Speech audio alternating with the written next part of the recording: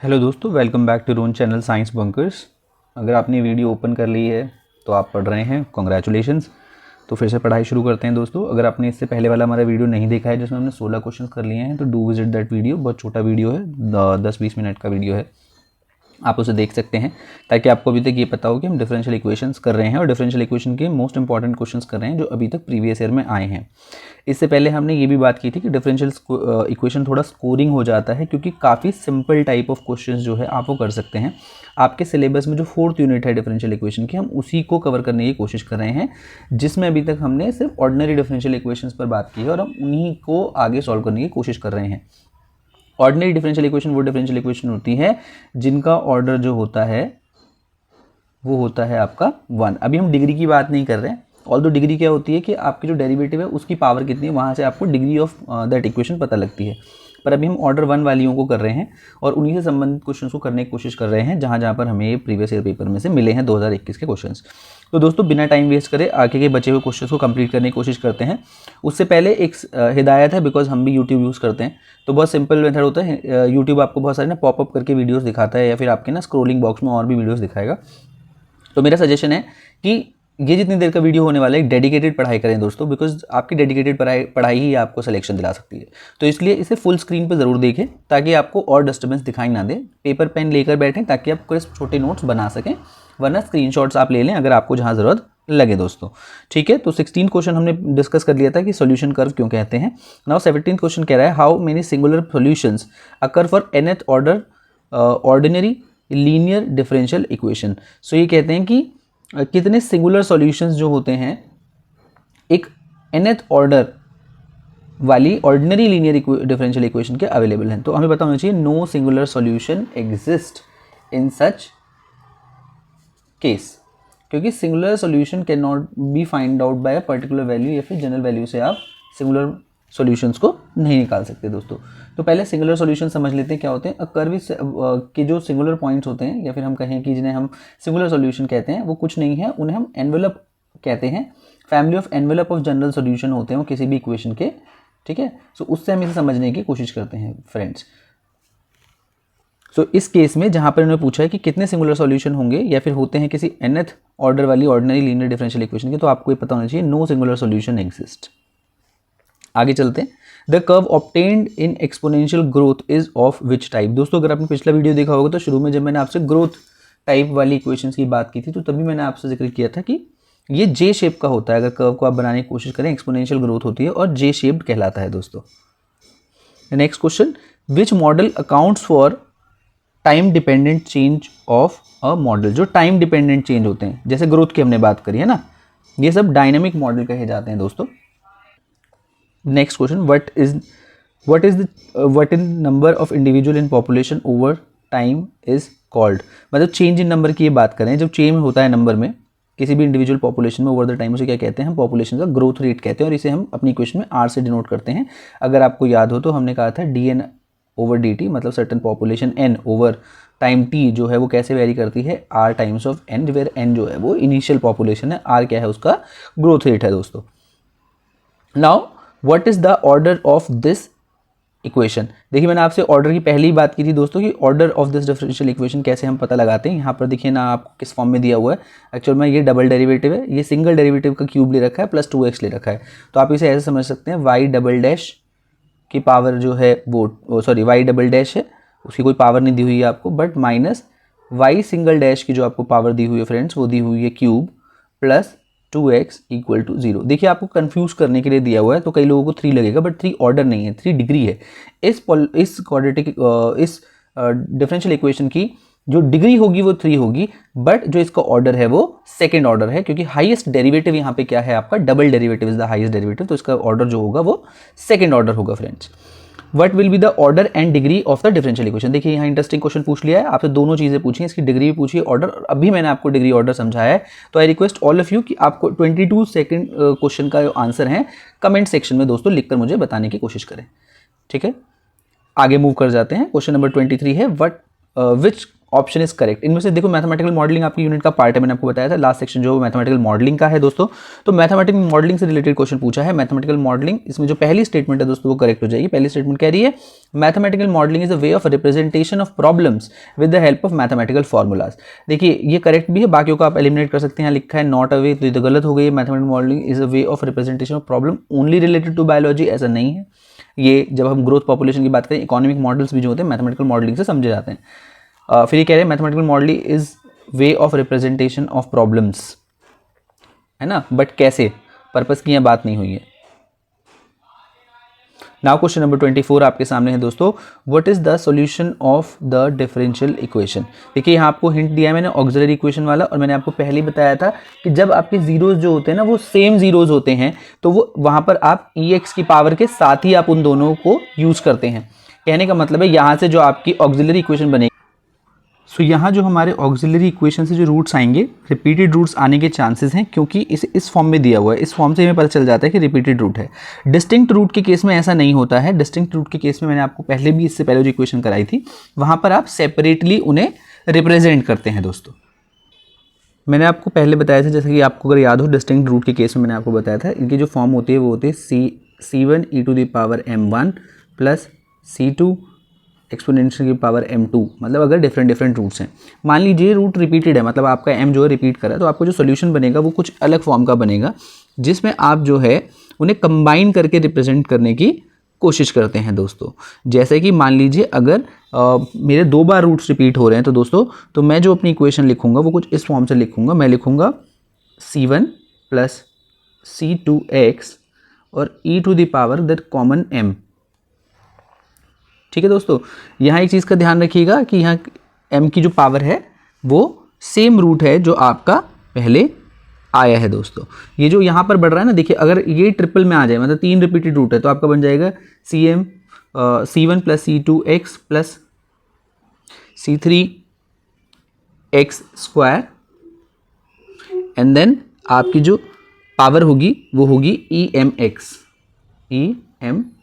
मतलब जो repeated root है, यहाँ पे दोस्तों x छूट गया है, तो वो आपका रिपीटेड रूट के केस में होगा यदि आपके रूट रिपीट कर रहे हैं।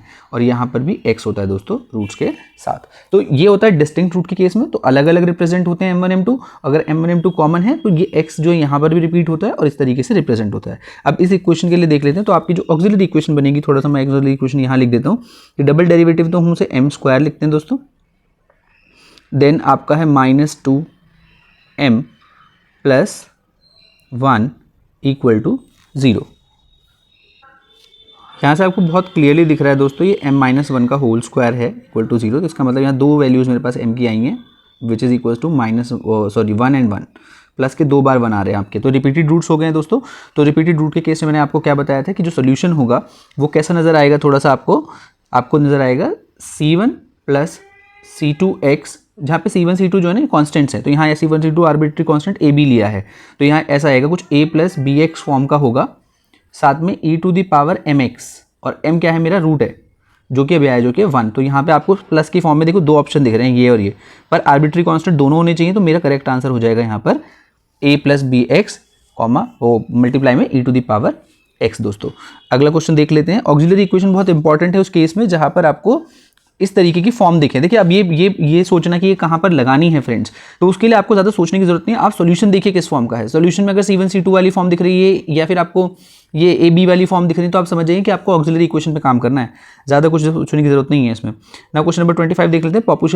पॉपुलेशन ग्रोथ तो पॉपुलेशन ग्रोथ का जो ग्राफ है वो कैसे ग्रो करता है। प्लीज़ क्वेश्चन नंबर 22 और क्वेश्चन नंबर 25 भी आपको ही करना है दोस्तों। कमेंट सेक्शन में दोनों आंसर हमें लिख के बताइए। अगला क्वेश्चन देख लेते हैं। Which option does not show the importance of mathematical modelling. इनमें से कौन सा मैथमेटिकल मॉडलिंग की इंपॉर्टेंस को नहीं दर्शाता है, डज नॉट शोज। सो यहाँ पर आपको दिख रहा है डोंट कंट्रोल द पैरामीटर्स, ठीक है, ये इंपॉर्टेंस को नहीं बताता है, but in mathematical modelling we control parameters. Now question number 27, what is the population size at time T. तो पॉपुलेशन साइज क्या है एट टाइम टी, हमें ये बताना है दोस्तों। हमसे क्वेश्चन नंबर 27 में क्या पूछा, पॉपुलेशन साइज पूछा है एट टाइम टी। तो दोस्तों इसका जो करेक्ट आंसर होगा वो आपका होगा ऑप्शन बी। यहाँ क्योंकि ये टाइपिंग इश्यूज होते हैं तो इसमें पावर की फॉर्म में ये लिखा है, बट एक्चुअल में ये ऐसे होता है x0 e⁻a and T. So this will be the correct answer, जहाँ पर ए होता है आपका birth rate minus death rate friends. अगला क्वेश्चन देख लेते हैं। क्वेश्चन नंबर 28 कह रहा है a system by a set of variables and a set of equation that establish relationship between the variable is. ये तो आपके सामने हमने इतनी बार बात कर ली कि आपके सिलेबस का हिस्सा mathematical modelling would be the correct answer दोस्तों। क्वेश्चन नंबर 29 पूछ रहा है which one is the Malthus equation. Malthus equation कुछ नहीं है दोस्तों, आपकी जो है वो ग्रोथ पॉपुलेशन की बात करती है। तो आपके सामने ये है आपका growth model dn divide dt equals to rn friends. Question number 30 कह रहा है many scientist use mathematical model to convert data into. ठीक है, अगर आप यहाँ से पढ़ चुके हैं और आपको पता है कि आपके सिलेबस का पार्ट है मैथमेटिकल मॉडलिंग, तो इसका करेक्ट आंसर होगा मॉडल फ्रेंड्स। क्वेश्चन नंबर 31 देख लेते हैं। Which of the following is spread disease model in a population of L where y equals to yt। ठीक है, सो आपसे पॉपुलेशन का पूछ रहा है कि अगर जो है लेक मॉडल डिसीज़ की जब हम बात कर रहे हैं तो इनमें से कौन सा सही होगा। तो दोस्तों अगर आपको यहाँ ध्यान से देख पाएँ तो देखिए dy/dt 3 जगह आपको दिख रहा है, आपको इन्हीं में से चुनना है। ठीक है, तो अगर आप इनको ध्यान से देखें इन तीनों ऑप्शंस को, तो L/y क्यों होगा? अगर y जो हमारे कुछ इंडिविजुअल है एक सर्टेन टाइम t पर, वो तो कम होंगे ना L इंडिविजुअल पॉपुलेशन में से डिसीज़ की वजह से जो कम हो रहे हैं, तो L-y वाला will be the correct answer. So आपका होगा dy/dt into equals to ky L-y would be the correct answer friends. अगला क्वेश्चन देख लेते हैं। 2 क्वेश्चंस और बचे हैं हमारे आज की वीडियो के लिए। तो change in number of individual in a population over a period of time is called. ये पहले भी हमने डिस्कस किया है। दिस टॉक्स अबाउट ग्रोथ या पॉपुलेशन ग्रोथ, कि जो चेंज आ रहा है पॉपुलेशन में over a period of time, this is called your population growth friends.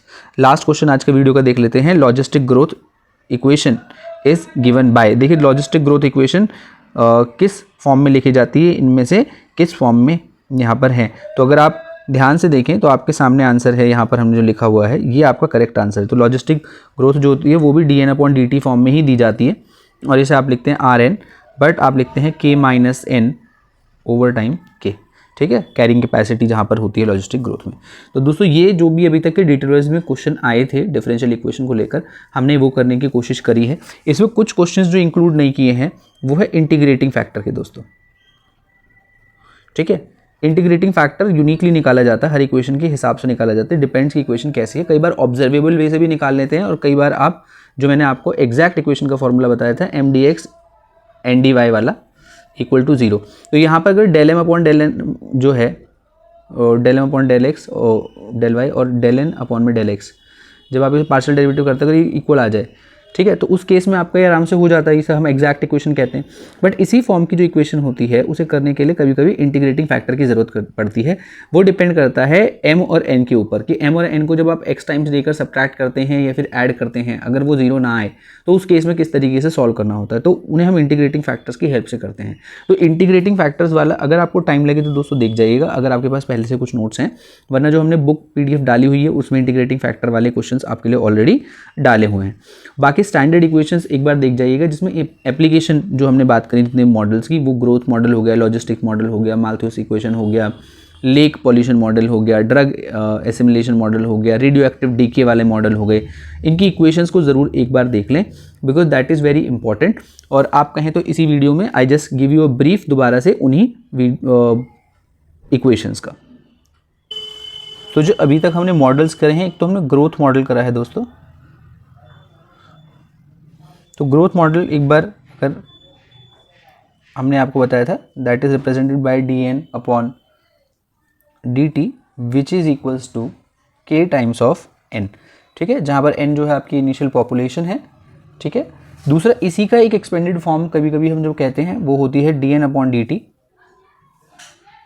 Which is equals to k times n n0 minus n, जहाँ पे जो n0 है वो आपका पॉजिटिव कांस्टेंट है, और nt जो है वो डिनोट करता है सब्सटेंस एट टाइम t। मतलब इसे कई बार ग्रोथ सब्सटेंस भी कहते हैं। ग्रोथ सब्सटेंस कह देने का मतलब ये है कि पॉपुलेशन भी हो सकती है, कोई ड्रग मॉडल भी हो सकता है जो ग्रो कर रहा है फ्रेंड्स, उसके बेसिस पे भी कई बार इसे बोलते हैं। दूसरा आपका होता है न्यूटन्स लॉ ऑफ कूलिंग का भी आता है कई बार, तो उसकी जो इक्वेशन है वो भी आपकी है the temperature over time t dt/dt,